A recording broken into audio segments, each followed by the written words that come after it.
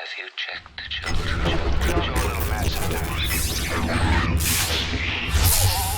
Hi, I'm Chucky. Wanna play? Sometimes that is better. You're gonna need a bigger boat.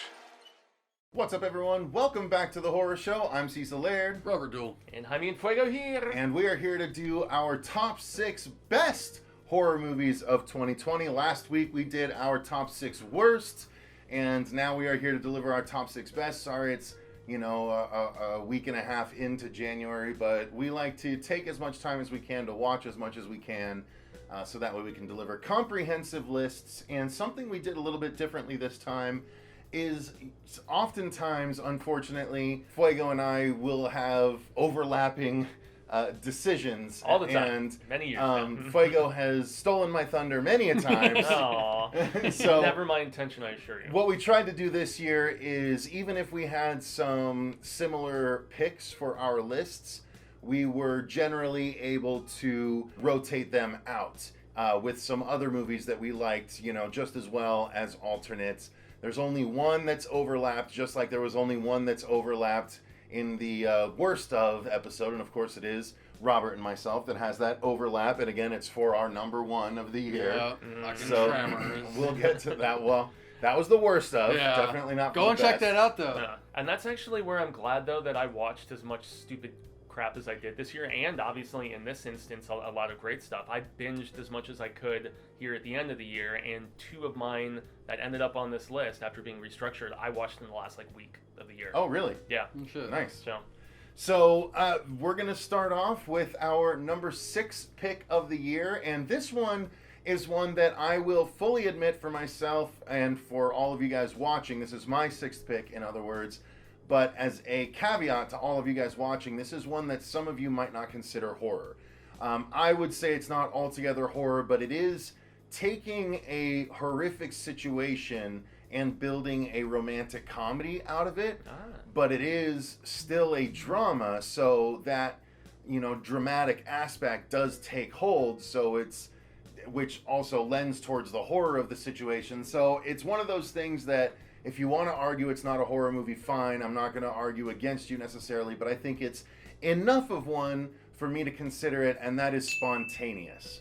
And that is about a group of students in high school or grade? Yeah, high school. High school, Yeah. I think they're all seniors for the most part. Yeah, that basically this group of students, this one classroom, kids start just spontaneously exploding, and nobody knows why.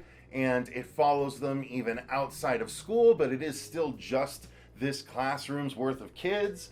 So it's very odd, and it's intriguing, and it's handled very interestingly. It is told through the eyes of this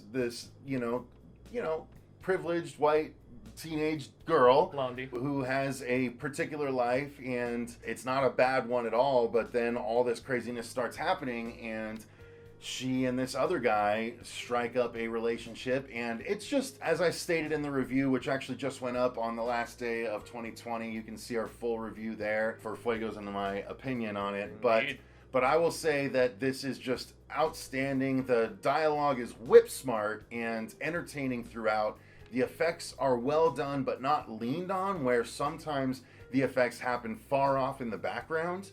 And it's about the experience of the main characters during this scenario. And it was just such an outstanding surprise for me that I had to include it on my list. So Spontaneous is my number 6. Yeah, it impressed me too, man, because of the fact that I was not down with the trailer, as we mentioned in our full form review. And there's something that happens about midway into this film where it was just given so much more depth and weight than I was anticipating. It brings the feels, and yet it's also got some whimsy about it as well. And I feel like premise enough just puts it in the horror category for me too. So, Robert, what's your number 6? My number 6 is going to have to be VFW. So one thing I really liked about this, so it was a nice little mashup of various little 80s action stars and like villains in a sense. So you led by Stephen Lang of what was the most recent thing? Avatar. Yeah, Avatar. Don't breathe. Don't breathe for yes. And for Don't Breathe 2, technically. Yes. Yeah, which is coming soon. Mm-hmm. Yeah. So basically the premise of this is a group of veterans hanging out at the VFW protect this woman that is being attacked by these little junkie zombie gang members. They're like drug punks. But basically they're said they're zombified by this drug in a sense. And yeah, it's simple enough premise, but it was engaging through the whole movie. It was a fun kind of nonstop action. You kind of figured out honestly who was gonna make it throughout the end, but it was still very enjoyable nonetheless. So, you guys have any thoughts?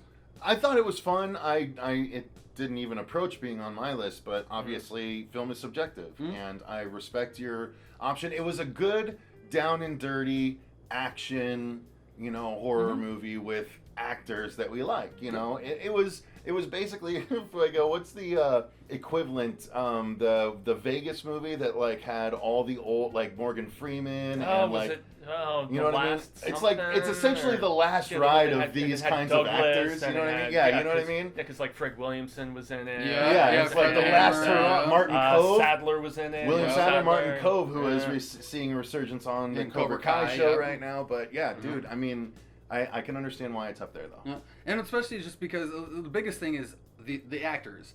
I grew up watching all these actors and everything. And one of the guys you see him from The Warriors.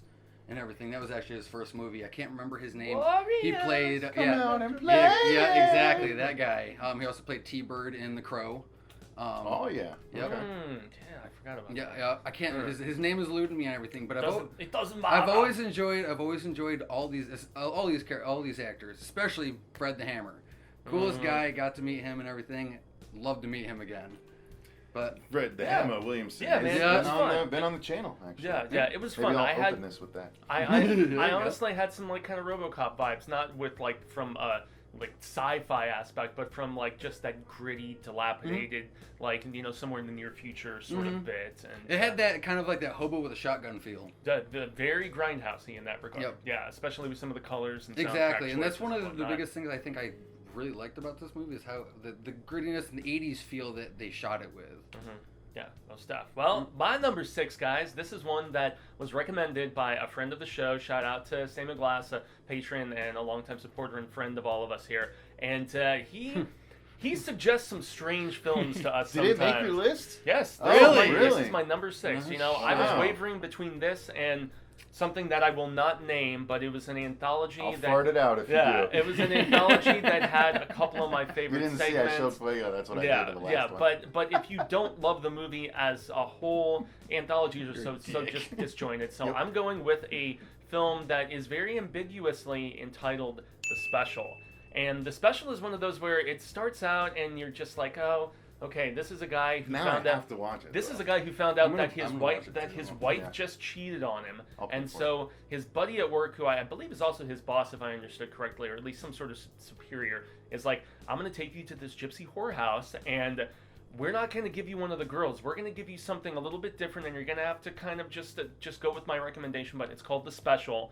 And you see a box with a hole on the cover of on the cover, and this is about as far. First, you see a box, Yeah. and then you put your in a box. Yeah, and so it's kind of that, but think of with some sort of supernatural twist to it. And the one thing that his friend tells him, and Sam said it's best to go in completely blind about this, which is why I'm only mentioning stuff in the first few minutes of this film, but the guy, his friend tells him, the thing about it, it's going to be the most amazing orgasm of your life, but you can't do it more than once. You just can't. So this is a Pandora's box sort of situation of what could potentially... Pandora's box already. Yeah, exactly. But what could potentially happen, especially as his wife feels guilty and wants to... Daniel's box. Yeah, his wife feels guilty, wants to work things out. His obsession with this place and with this box grows, and by the time the third act and some final reveal stuff happens in the finale of this, I was just like, shit. It's something else. It's definitely like nothing I have ever seen before, and for that reason, it barely snuck in over a couple other films I would have loved to have discussed. But The Special was most up. Sam, thank you for the recommendation. Despite its weirdness, it was like nothing else I've seen this year. I was just about to say, like, Sam, we love you, and like, you never go wrong with all your crazy, weird recommendations. And 9 out of 10 times, they're They're awesome. This was So- 100 times better than Rondo. This was the Yeah. this was the Phantom of the Rondo. Paradise I equivalent. still need to watch Phantom of the Paradise, though. Yeah. All right.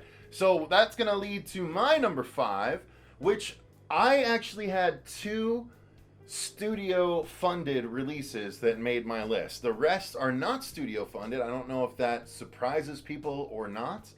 But here at the Horror Show, we pride ourselves on discovering a lot of little horror releases that you guys might not have seen. And thus, in that process, we happen across a lot of quality products that outweigh the largely meh theatrical releases that we get throughout the year. Yeah, that was what you and Dave based this show on before I was even a part of it, and it was something that I found just very, very virtuous in the fact that you're like, hey, there's so much stuff that just horror fans would love, but they're just unaware of.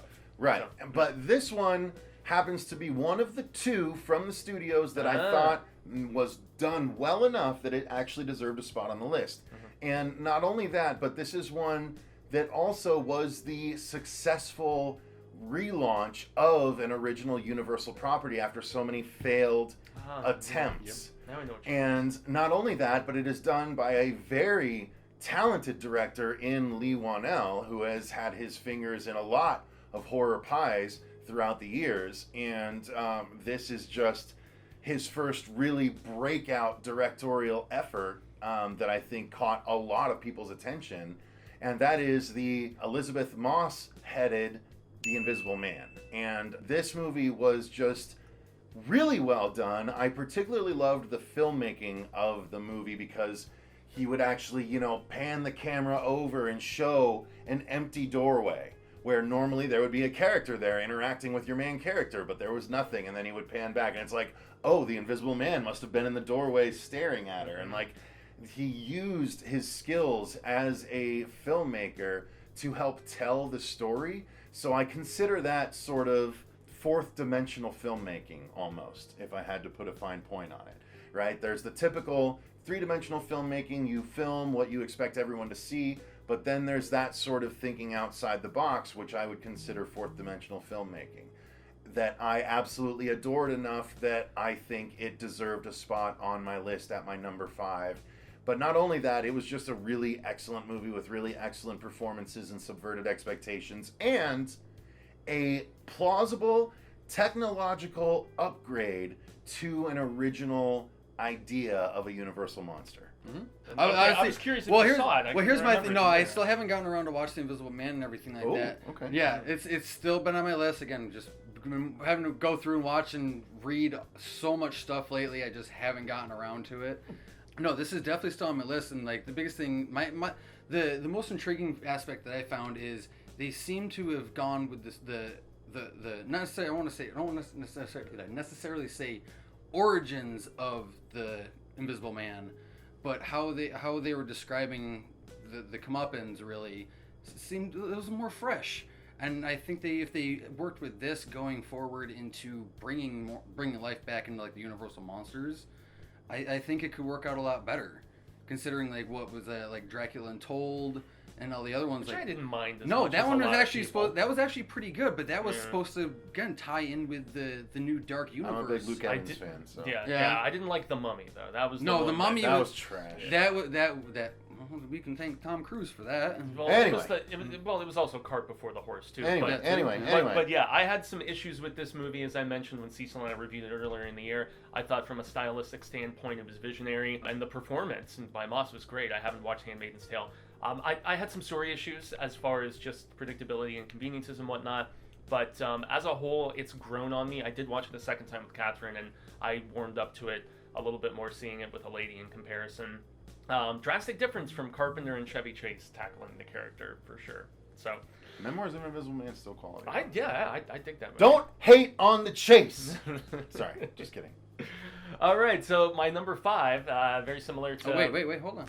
Oh, you just gonna skip over Robert Oh, here? I'm derping since you talked so extensively about the Invisible Man. Sorry. Oh, we're good. He talked extensively about it, huh? That's Horse me. shit in a handbasket. All right. Sorry. All right. I just So. want to talk.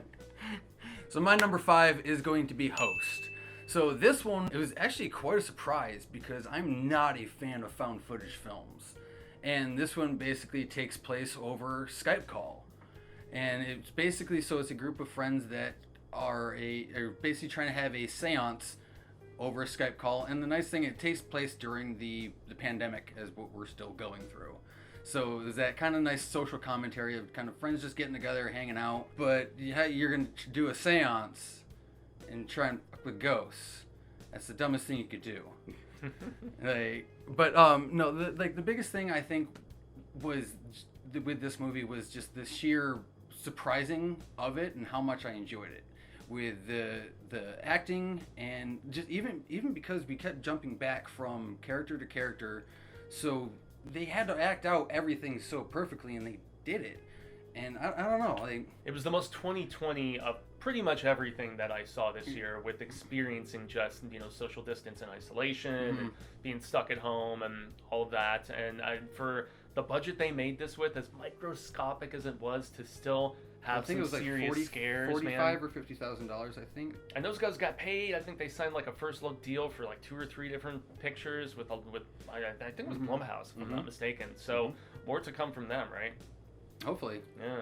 Yeah, I can. This is one that I considered for my list as well. I think it was just a very well done pandemic. Like, it was the Paranormal Activity of this day and age. It was a pandemic driven horror movie that was just a Zoom call, and I think that is the next evolution of what Paranormal Activity did back in its day. So I highly respected it for that reason, but since he put it on his list, I didn't have to put it on mine. Yeah. Fuego, what's your number 5? Yeah, so at my number 5 is another one that I just recently watched in just the last week or so of the year in 2020, the insanity that it was, and it's actually a film called 1BR, One Bedroom, essentially, and it was picked up by Netflix. I don't know if it made its debut there following the festival circuit, but this is another one that it's tricky, similar to my previous one, to not spoil a lot, because it's essentially about the trope of a young girl who doesn't really know anybody moving to Los Angeles.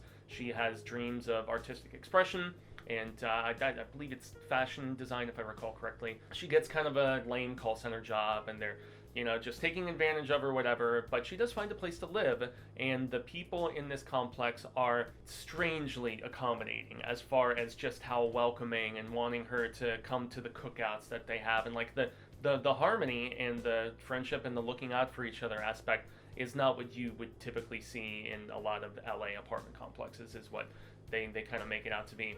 And it explores some cult sort of brainwashing without really getting super into everything that transpires in this film. The performance from our lead actress is terrific, as is some of the people who also live there, whose screws are a little bit loose, as you find out later on in the film. So I don't think either of you guys have seen this one, right? Nope. But it's been on all of our collective radars. We've seen some other friends of ours within the community who do reviews and stuff like that make mention of it, but definitely check this out. It has some similarities to my favorite film of the year, which I'll be getting to later. So that's going to lead me to my number 4 then, and my number 4 is one that some of you may not agree with, but I put this on with so few expectations. It was just a recent Shudder release at the time, and that is The Cleansing Hour. The premise sounded interesting to me because it was about a group of people that have a YouTube program that is a YouTube exorcism program. And we here at the Horror Show obviously have a YouTube program surrounded by horror. So this movie is about a YouTube exorcism program, and it posits the premise: what happens if a YouTube exorcism program that's largely been faked actually happens across an actual demon? And how does that affect this one particular broadcast? And not only that, but how does it affect all of the relationships of the people in and amongst the crew itself? And I thought it was just a really well-crafted, well-executed, well-written, and well-presented special effects-wise, with a little bit CG heavy, albeit super satisfying ending to a film. I absolutely had a great time with this, and exorcism movies are normally a dime a dozen. The last one, quite frankly, that I think I remember having a really good time with was The Last Exorcism, and before that it was The Exorcism of Emily Rose. So it's been few and far between that I've found exorcism movies that I like, And this is one that I just feel like was done really well. The effects were done well. The story was done well. The acting was done well. Kyle Gallner, someone we've known for a long time since Red State. He's been in a number of other things. You would recognize him. He's the youngest, perhaps, recognizable character actor that you'll run across at this point. And I loved The Cleansing Hour. I'll tell you one thing, though. That mustache had to go. Look, mustaches That as fucking a general that need damn to go. caterpillar and shit. No, this movie, and I'm very picky with my exorcism movies, and like you're mentioning kind of like the last ones that notably that you thought were good, and one that popped in my head was actually The Taking of Deborah Logan. That was good too. You're right. That one But that wasn't as much as I wouldn't call that as much an exorcism movie as it was a possession movie. Okay. And that's Okay. where I would even say Okay. the second Conjuring movie, and yet that True. was far less. Far like, less exorcism, I much more concede. possession. I can see. Okay. okay, It's Rob. like, don't gang It's okay. up on me. Shut up. No, this movie again, it was very surprisingly in how much I enjoyed it. Just between the acting, the practical effects. Personally, I didn't have as big of a gripe as with the ending CG as what Cecil did. I thought it was done pretty well, especially for I agree, but compared to the rest of the effects of the movie, it was just obviously CG. Whereas the rest of the effects were mostly True, practical. but well, to a point, honestly, I was looking like they did the practical suit, but they enhanced it with CG. Oh, okay. Fair enough. That especially with basically like the cracks, like the that was cool. vein cracks in the Yeah, sense. those were cool. Those were definitely CG enhanced. Yeah. But I think as a whole that was a practical suit. Okay. But it might have been definitely flushed over with the CG, and I can see where you're coming at because like I know all three Even of- with that, I still put it on my best of. well, obviously. But no, it's like because the three of us we like practical effects versus CG. Hopefully more, obviously. For the most part. For the most Yeah, part. I You still think guys, I there's- would hope, there's is some- in the same camp. As a show, we have seen some premier examples of great blending of the two. Oh, true. But if they are That is few very and far true, between. yes. Yeah, which is my favorite. There are option few and at far this between. point. Shudder put out so much great stuff this year, and yet this was one that definitely took me off guard, but for a different reason because of the arc of our host on this show, Yeah. and also the Yes. depth of his friendship with this buddy of his who works on it with him. That was something I wanted to at least make known because it goes in the backstory that Well, I even between felt the three like of just them. yeah, it just added so much more to the proceedings than just your typical like exorcism schlock. Surprise! There's actual evil. There was going on. the reasoning behind what this demon was doing. I liked it. It didn't feel schlocky. It felt fresh in a sense. It did. For the Shudder, man, for they don't the sponsor us technological either. age and everything. This I think would be kind of that new age possession kind of thing. Yeah. Most stuff. All right, so going on to number 4. 4 for you. For number 4. I know, we're taking a while. All right, so number 4 real quick is going to be The Wolf of Snow Hollow. So this one, again, it was kind of one of those random ones that I saw these guys talking about, and then I jumped on and watched it, and I'm not going to bullshit. I kind of fell in love with this movie. From the trailer, you expected something completely different from what this movie is. So basically, it's about a werewolf attacks in this small town, and it's actually, if you're familiar with Was it Robert Forster? Robert Forster. Yeah, I think this was his last. This movie was his as well, last if I'm not movie. This mistaken. was his last movie and everything. Yeah. That's why it's like sadly he was only in about the first quarter of the movie because he passed away. Yeah. But again, so this movie, in short and sweet, it's about a werewolf attack that's taking hold over this small town and this cop that's trying to figure out what's going on. This movie is not a serious movie by any stretch, and overacting is in its fullest. I remember Cecil talking about not liking this mainly because of our main sheriff. He was overacting too much for me, but the movie itself, I do see why you would put it on your list. And because my biggest thing, it was an unconventional werewolf movie. By the end, you were expecting it, but at the same time, it was a breath of fresh air for your typical werewolf movie. Truly it was. I saw some similarities to like Wolf Cop with like some of the drunken like goofiness of the Some of sheriff guy. A little bit, I mean, not as much. And I like the girl from Garfunkel and Oates, who was like what his deputy or Ricky whatever. Germ. I was throughout the entire movie, I'm going through. I'm like, why do I know this chick? Like she looks so familiar. She's been in a that lot round of stuff. ass face. Yeah. Go ahead, Fuego. What's your next one? The next one for me at number 4 is going to be Come to Daddy, the debut directorial film from Ant Timpson. But this is a guy who has produced a lot of stuff that we have covered here on the show and that I have loved. I mean, between Deathgasm, Greasy Strangler, I think they helped out with Turbo Kid if I'm not mistaken as well, but he is a New Zealand guy who does a couple different film festivals over there. This is also helped out by the star power of none other than Elijah Wood, Mr. Lil Frodo himself. And he plays this guy who is trying to reconnect with an estranged father, goes to visit.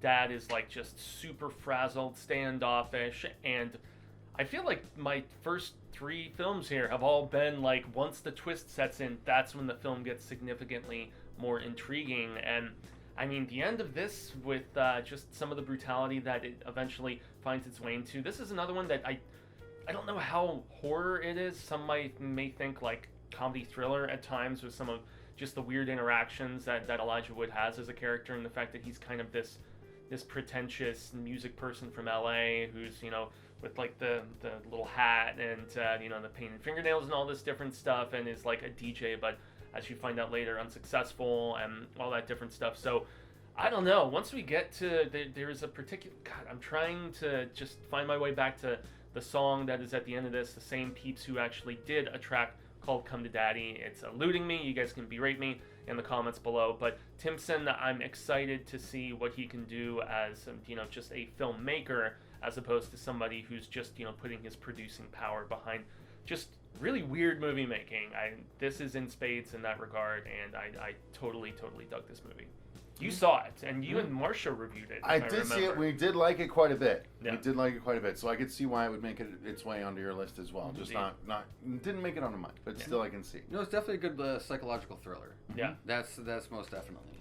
So my number 3 is going to be a substitution. I had a different number 3. Turns out Robert wanted to put that number 3 on his list, so I'm fine with that because it gives me a chance to talk about this movie, which is frankly one that came out within the last 3 weeks of 2020 and was so well done that the 2 name actors in the movie, I did not realize that they were the 2 name actors. One of them I looked at and was like, I feel like I recognize that guy. I don't remember from what. And that was Nick Stahl and Devon Sawa. Yeah. And that is for a movie called Hunter x Hunter. Now, this movie I originally saw in the first couple days it came out being talked about on my Facebook groups. I have a lot of horror Facebook groups. Some people were talking about Hunter x Hunter, and it had this very wolf silhouette poster that like made me think, oh, it's going to be a cool werewolf movie. And people were like, it delivers. And that's all I saw about it. And I was like, okay, werewolf looking poster, it delivers. Let's give it a try. We're about to do our best of list. I want to give it a try. I tried it. Not a werewolf in sight, and yet it's my number 3 best of the year because it is just a outstanding, moody, dramatic horror thriller that is just done so well that I was engrossed in the characters. I tend to find myself with independent movies being drawn to the smaller cast number movies, right? Where it's a focused number of characters that get a lot of development. So this movie is about, we're going to do a separate review about it. So Fuego and I, you'll be able to see a separate full review of this movie, but essentially it's about this family that's living in this section of the woods that technically they're not supposed to be living in because it's so dangerous with wildlife. And there is a wolf attack.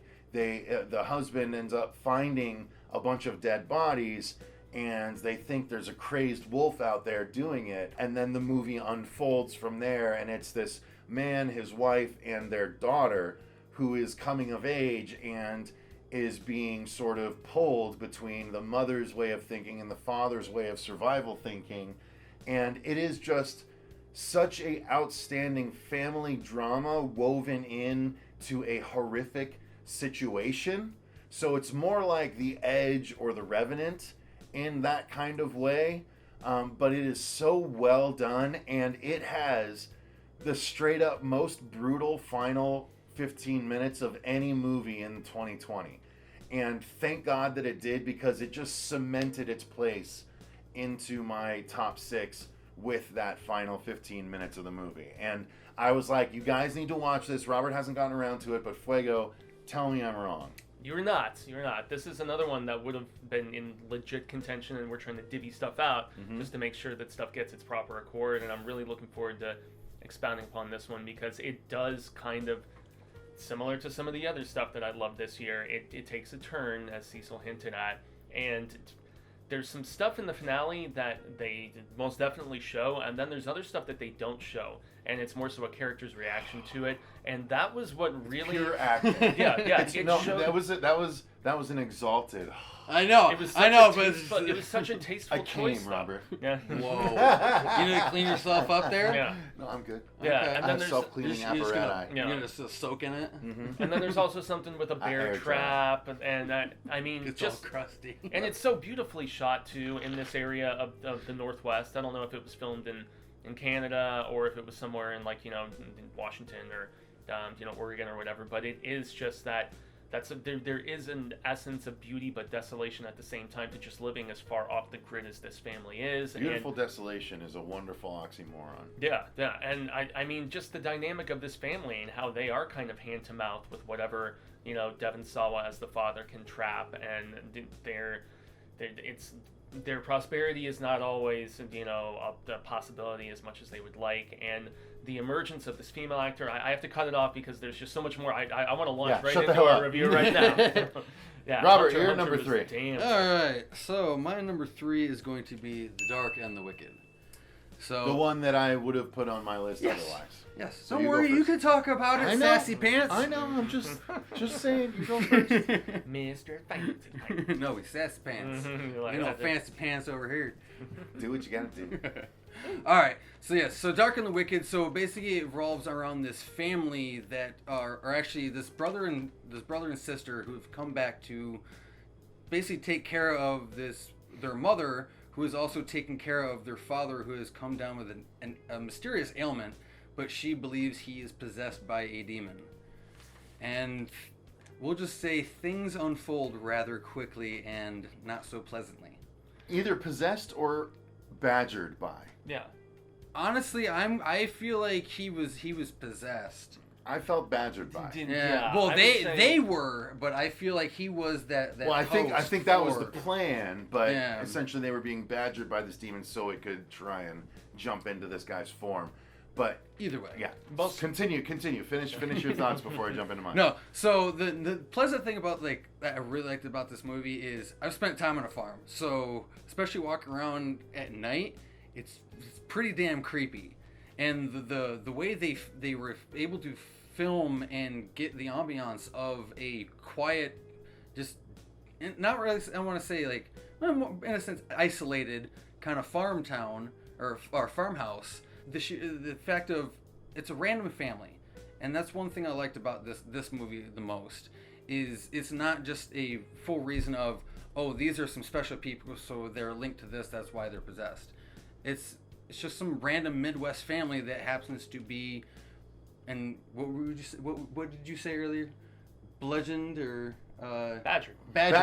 badgered by a demon, and that's pretty much how it goes. So with all this stuff that's going on, the sister is more convinced of what's going on with the mother and everything like that, especially after her the mother's fit. That one scene with the carrots, the cutting board, which we saw coming a mile away, but it still. But it took it to an nth degree. And those little tones in the movie, I think, is what excelled it even more, especially between our performances. Our performances of the daughter, I think, really was the shining point of this movie. The brother, fair enough, and everything like that. But I think the biggest thing with what got me with this movie is, again, I've spent time on farms. I plan to plan to open my own, so I don't want demons fucking around my goat farm, you know. Yeah. Yeah. Yeah, I loved this movie so much. It was the third effort by Brian Bertino after The Strangers and The Monster. Glad you mentioned it. And it quite frankly just shows his evolution as a filmmaker. Personally, I think it's his best movie yet. I loved The Monster more than The Strangers, but both are so well done. The Strangers showed filmmaking acumen. The Monster showed directorial and actor acumen, and I think this was a wonderful combination of what he had learned on both of the previous ones. It is a wonderfully, fantastically presented horror movie, eerily presented. Numerous times did I get the goosebumps while watching it. I made sure to watch it late at night, and I think it made a big difference because I allowed myself to be carried into the world as a result, and it scared the crap out of me at times. And I really loved that there was a movie out there that could still do that, and I just think Brian Bertino is killing it, so it absolutely would have made my list, except for the fact that I knew I'd get to talk about it this way. Yeah, well, see, that's the thing. It's like I ended up watching The Monster off of your recommendation. Oh, yeah. And everything. I prefer this over The Monster. Okay. I really did not care for The Monster at all. It's odd, but okay. And I was talking with you guys, I think the biggest thing was the performance of the mother Fair enough. and everything. That was. Because you hated her as much as you were supposed to. Yep, and I think that's what ruined the rest of it for me. But no, he definitely excelled with this movie, and again, that creepiness factor.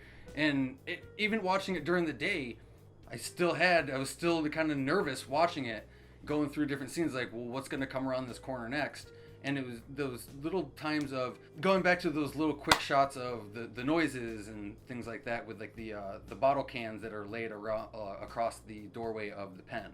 So that's basically for just keeping away for predator control, to let them know like if something's sneaking in. Mm-hmm. And those little scenes of as he's going through the pen, kind of walking around, everything's silent, and then as if something runs through the bottles. So those little things that work so well in this movie. Yeah, it was effective sound design in that regard Mm-hmm. for sure. And also even, forget the name of the actor, Gregory from The Walking Dead, for me, as that preacher, has one of the most chilling scenes where there's a confrontation at the door, and then you find out later on, oh, that person, they're in Chicago, they're not It was in a Texas. very Poltergeist 2 feel. Very much so. that guy. And there's also that aerial shot. It was almost like with the wind as well. A little bit, too. Like, Yeah. with that scene with the preacher. And the aerial shot of some of the carnage of the livestock is one that stuck out to me significantly too. But really, it was performance driven for me more so than anything else. And it wouldn't quite crack into my 6, but it was still incredibly impressive, accomplished, and Dan Bertino. I don't think he's made something that I've watched that I had a lot of negativity or like criticism for. I was just so happy with the unhappy ending. So what's your next one, Fuego? Yes, my next one is a film that actually debuted at TIFF, Toronto International Film Festival, in early 2019, but wasn't actually shown properly until Netflix acquired it. And I believe it was March earlier this year, but I'm talking about the Spanish film The Platform. And this is one that it's another entry of many that we've all discussed, where it's not going to be full-blown horror. This is more allegorical, dare I say, like kind of some sci-fi, kind of some psychological thriller aspects to it too. But it's really an allegory in the fact that it is very much commentary about the haves and the have-nots, and just how all too often you can just fall further and further down that proverbial totem pole and be just left out in the cold for death. You've got people who are in this sort of constantly ascending and descending incrementally. Essentially, this amazing feast starts out at the very top every day, and then it slowly makes its way down level by level by level after a short bit of time on each stage. And I don't want to divulge how many levels there are, but it's like, are the people going to just gluttonize at the top, or are they going to use some temperance and not eat everything? And also the reasons why people are there, because there's some who are forced to be there, and there's others who are in there for different sort of research situations. And even I feel like that might be spoiling the tiniest, slightest degree, but it's a fascinating character study. I felt like this movie had a lot to say. It did, despite not having the longest runtime. I did feel like it was a little long in the tooth, and I didn't adore the ending necessarily. But this was a very deep film as far as actually having a significant message and raising maybe a lot more questions than it necessarily answered about modern society and, just the difference between, the rich and the poor. So, did you guys both see this one? I'm trying to remember. Nope. Yeah, I saw know it. you watched it and you weren't as big about it as so me. I'm just going to move on. That's totally fine. So, number 2 for me is a movie that I put on my list because it was so different from everything else that I watched this year, and I give it 100% credit for that. It is solely carried on the acting of 3 different individuals, and it is, quite frankly, a horror movie made for storytellers, people that want to make horror movies. And that is Scare Me, starring Aya Cash, who is better known as Stormfront from the 2nd season of The Boys. And this movie is just about 2 strangers who happen to cross each other in the snowy woods on retreats for different reasons for themselves, and they happen to be writers. And as a result, to ride out a very boring storm, they gather to tell each other aural, A-U-R-A-L, horror stories as screenwriters. And it is performed by these characters, but it is enhanced audio-wise to a Hollywood level, where as they're telling their stories, it is told audibly, and you can't help but be wrapped in their storytelling. And to me, it is, quite frankly, the natural yet untapped evolution of old school librarian storytelling, where it's, the kids would gather in the librarian would read them a book and try and act it out to a sense. There's a reason why Fuego and I liked the short film 20 Matches, because it was just one girl telling a story by matchlight, and stories that are told well with the proper post-productive assistance can be so utterly effective, and so surprisingly so, that I had to recognize Scare Me. No, most definitely. No, the biggest thing, I like the mix of, again, you mentioned with the audio, with the storytelling, but also that mix of some minor practical that we got to see on certain stories as well. My biggest thing, I liked just the wraparound with the ending. That was kind of my big kind of surprise aspect, but at the same time, you did end up seeing where it was going to go, just on certain character developments, on dialogue and things like that. But other than that, performances were great. The stories were hilarious for the most part. This was definitely a good little gem to come out this year.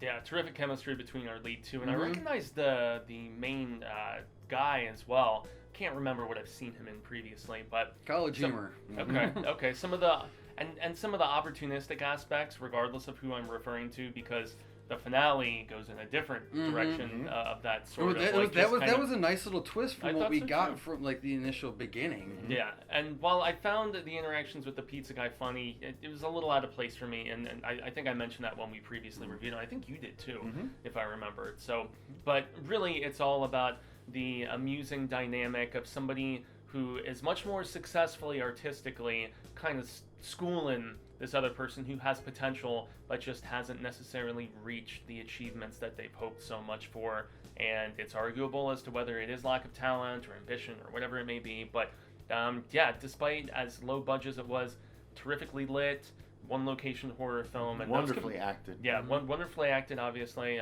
Those are some of my personal favorites when they go for it like that, and they just have a great idea, and it's executed well. Yeah, because there's basically just scary stories around the campfire. Because what was it? Are You Afraid of the Dark? From back on Nickelodeon and everything. It was great.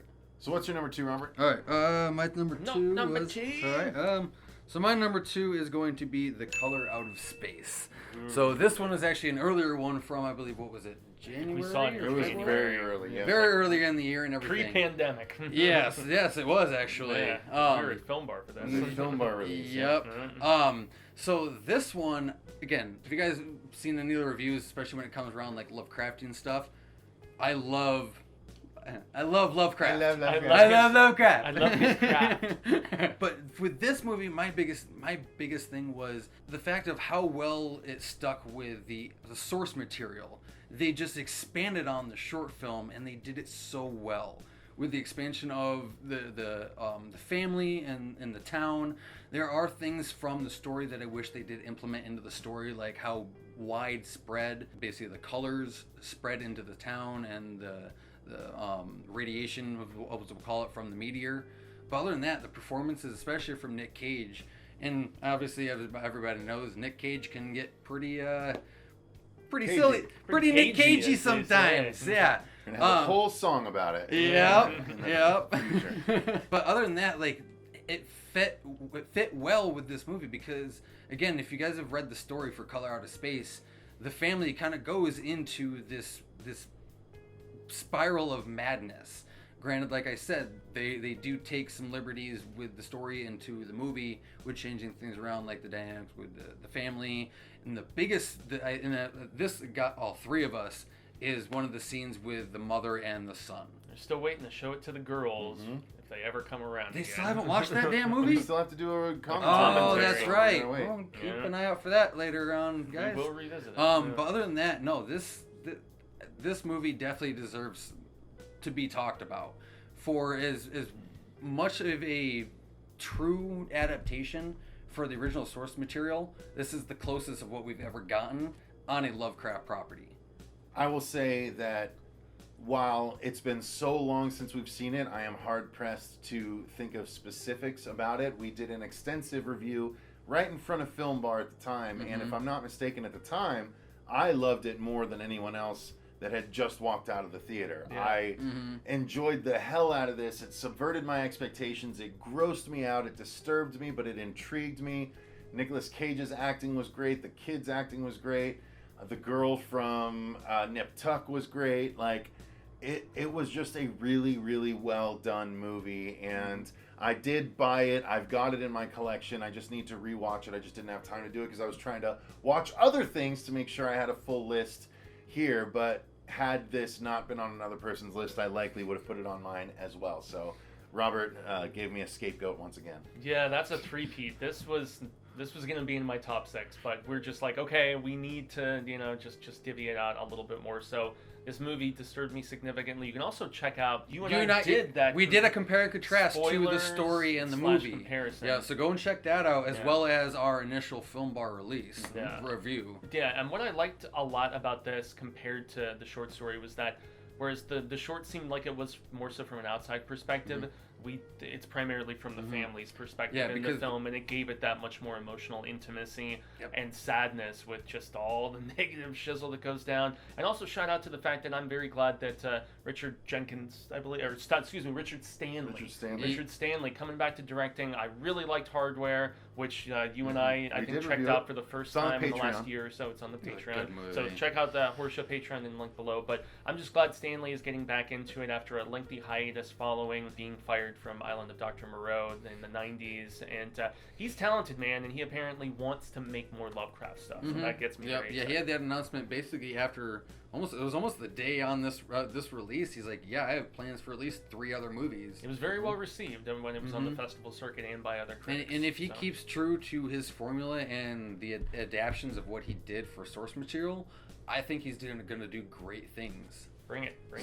Yeah. Fuego, what's your number 2? Number 2! Oh, wait, we got you, Robert, right? Yeah, Color Out of Space. Color Out of Space. Yeah. Okay, cool. So my number 2 is another that, despite being released by Blumhouse, I don't know if it's like full-blown horror compared to like really ultra-violent action comedy at times, but social commentary horror. I love The Hunt. I love this movie. I think I watched it 2 or 3 times, and only like there was the initial theater viewing, which it was delayed because of some political misconceptions about this movie. And they're like, oh, it's liberals hunting, rednecks and blah blah blah, and it's so much more, and yet also so much less than that. If that actually makes sense. Betty Gilpin is so goddamn good in this movie. I have not watched her 80s glow wrestling show that I know she's on. I've heard it's great, but she's she's former military from Alabama, if I'm not mistaken, in this, and just what a star turn for me. And there's certain characters you think are going to play a bigger part as far as name-wise in this movie. Right? And they don't. And then you've also got, like, Dennis from Sunnydelphia, who you see in the trailers as one of these, like, you know, having the champagne and the caviar on the private jet going to, you know, go after. I mean, the cast was great. Ethan Hilary Suplee Swank. is in this. Hilary Swank. yeah. I mean, yeah, and it is one of those movies that embodies my, at least earlier South Park. South Park in the last few years, I think, has shifted gears a little bit, but their main thing used to be that they would skewer both sides and point out hypocrisies in, you know, both ends, especially of the very polarizing respect in the political spectrum. And from both a social and a political standpoint, it did that in this. I thought it was hilarious at times. It delivered on the gore, especially with a couple kills, like falling into this bed of like spikes and stuff, and it just, I don't know. There's a lot of really visually just appealing scenes. There's that badass chick fight at the end. I mean, this movie, it warmed my heart, and I was just incredibly entertained, and I loved how just unabashedly offensive to pretty much everybody it was. And I've talked to friends of mine like Chauncey K. Robinson, who hated this movie because it didn't very deliberately pick a side, but I feel like in those cases it's because, you know, her and then a lot of my other friends on a different political end of the spectrum, they commit so wholeheartedly. And since I'm more of I guess libertarian, middle of the fence and sort of person anyway, I really appreciate when a film is just ballsy enough to take this approach. So Most definitely. Now, before we get to our number one, because once again, Robert and I have the same number one, so we're going to turn to Fuego for his number one. Okay. And we'll end with ours. I love this movie. But boy, is it not gonna... You're gonna have a bad time if you watch this movie, man. My number one film, and I saw it, I think I know it was pre-pandemic. I saw it either January or February. I saw it with you. Yeah. It was great.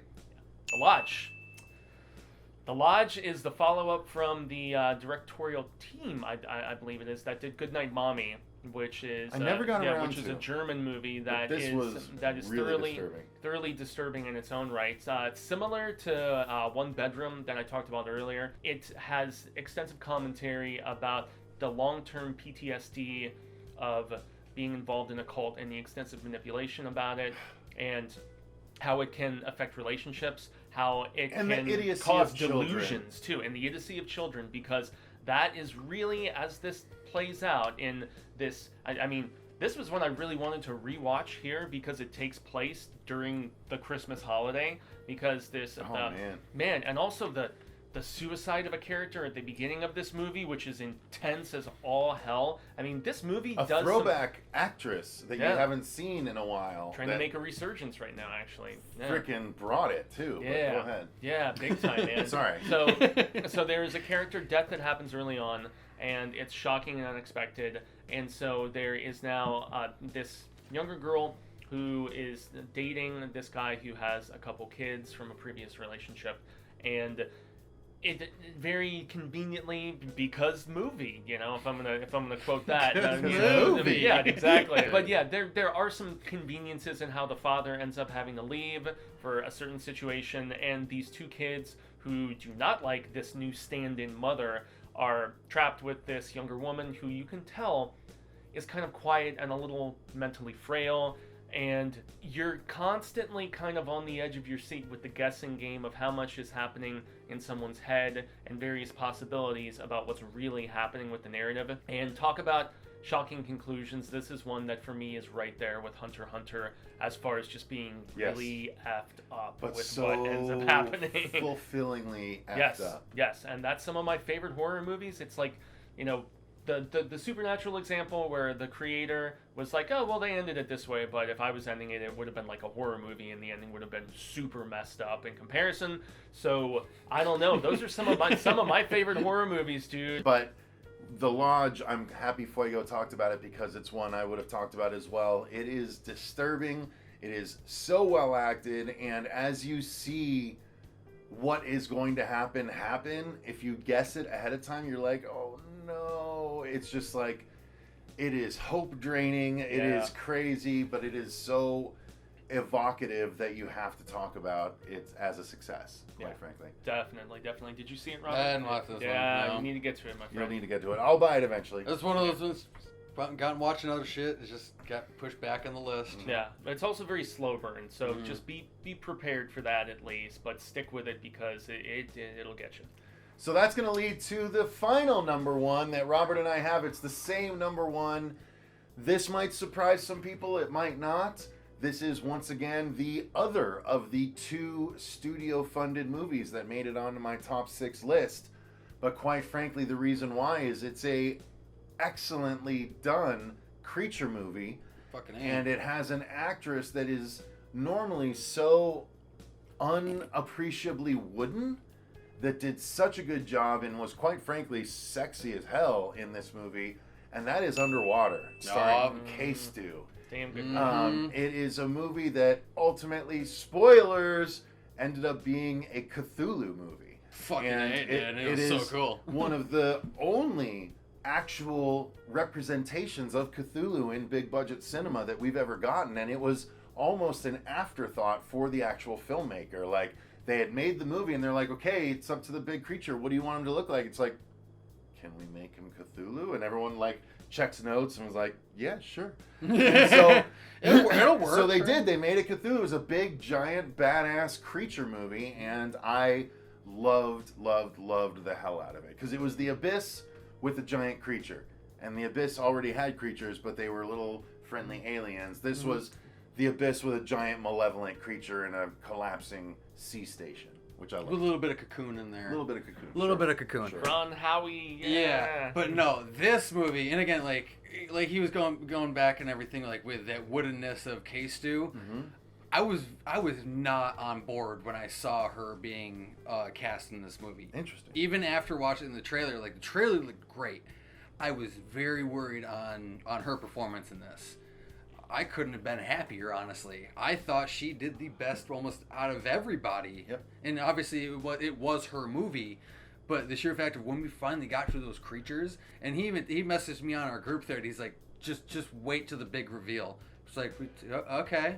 So I'm expecting a big ass creature, and then as soon as that big old Cthulhu comes up out of there, about damn near cream of pants. 10-story tall Cthulhu. Dude, Yeah. I could not have been Yeah, I filled the cup. straight up. I filled about 3 cups. All right, I'm not gonna lie. Seriously, I can't imagine your face like seeing Dude, that. It must have been like, I was so fucking happy with this. Did you see it on a big screen? No, I didn't.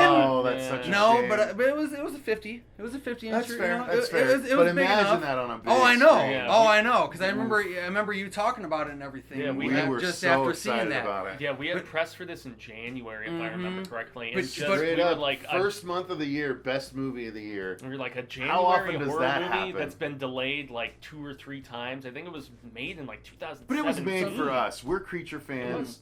And the fact that... Sorry, continue. No, Robert. Go ahead. the best thing about this movie, I think, was really obviously the ending, but also the fact of even with how it ended, it still left it open for that universe to expand more on what that crew was doing, drilling down below. But dude, it was a Newspaper straight clippings. roller coaster ride. It was. It was a straight roller coaster ride for these people trapped down in It this was. and just trying to get to the surface. But my safely. the one thing I will definitely say on this movie, and it is not all action or even creature movies do this. From the opening scene, you went from 0 to 100. Yes. That was what I From was start- waiting from to see if you guys start mentioned to end. Because the beginning of this she movie. gets basically out 3 minutes. and Yeah. then and you see Bam. you see it in the trailer. Adrenaline The pumping. opening trailer is the opening of the movie with the whole. Yeah, she's brushing her teeth. Wait, what's it? Yeah, brushing your teeth, right? Oh, That's brushing your teeth. yeah. Susie status. Brushing my Yeah, teeth. yeah. Brushing my teeth. I saw Fuego do that. I'm like, I know. I was gonna ignore it. I was all trying right? to be another Jay and Silent Bob reference, Sure okay? you were. Where he's just like, oh wait, no, Ghost that's not dick. right. It's got a ghost dick. All right, you know I'm done. Fag, I'm throwing it over to you. Yeah, the opening as adrenaline pumping as anything I've seen in recent memory in a theater, as far as just getting right to it and just running like crazy. I do feel like it dragged a little bit in the middle, just a little bit. The death of a couple characters, it showed its PG-13ness, but the finale, let's light this shit up or whatever she says at the end, was so dope, man. And pushing another character into the pod, and I mean, just the getting ripped out of the suit scene. Yeah, I like that especially. That was terrific as well. But again, though, that was one of those scenes and you saw it coming. Little T.J. Miller action too. And again, Pre-blacklisting. Yeah, I enjoyed him in the. Yeah, this was pre-blacklist. Well, especially since he filmed it a few years ago. So. Yeah. Yeah, but this rides will get you. This wouldn't have been my number one, but it would have definitely been in the 6. Something that a smaller film I discussed initially wouldn't have made it. But yeah, man, Underwater is friggin' awesome. What a surprise. So quite frankly, that's our top 17 horror movies of 2020. If you guys haven't seen any of them, they're all worth your time. Let's throw one more out there. No. Honorable mention. I'll fart all so over it. we get 18. I'll so we fart get all 6, over 6, it. 6. No, I'll fart all over it. I'll let one of you guys say I'll it. fart all over it, Fuego. It's really good. I'm farting it. I'm farting it. I didn't pass gas this time, guys. All right, so Sorry for the privilege. guys, thank you very much for watching. I hope you enjoyed the best and the worst of. I put some time and some editing into these. You'll see some clips. Normally we don't do clips, but this is what we are planning to do upon the channel's relaunch in April. So we have a couple months worth of backlog episodes that we're going to be putting out there just to get all of our backlog out there, and then the channel's going to get its revamp. You can hear even more about it during the recent special announcement and channel update live stream that I did on New Year's Day. So producer Dave and I sat down and talked about what's coming. So go and check that out. If you haven't seen that yet, you'll see that we are going to be achieving some awesome things in 2021. So thank you guys very much for watching. If you enjoyed this video, click the like button and subscribe. I'm going to leave a link to the top 6 worst movies of 2020. If you didn't get to see that, you can check that out after this is done. Thank you so much. I've been Cecil Laird. Robert Duell. Gracias, Jaime, and Fuego. And remember, stay scared.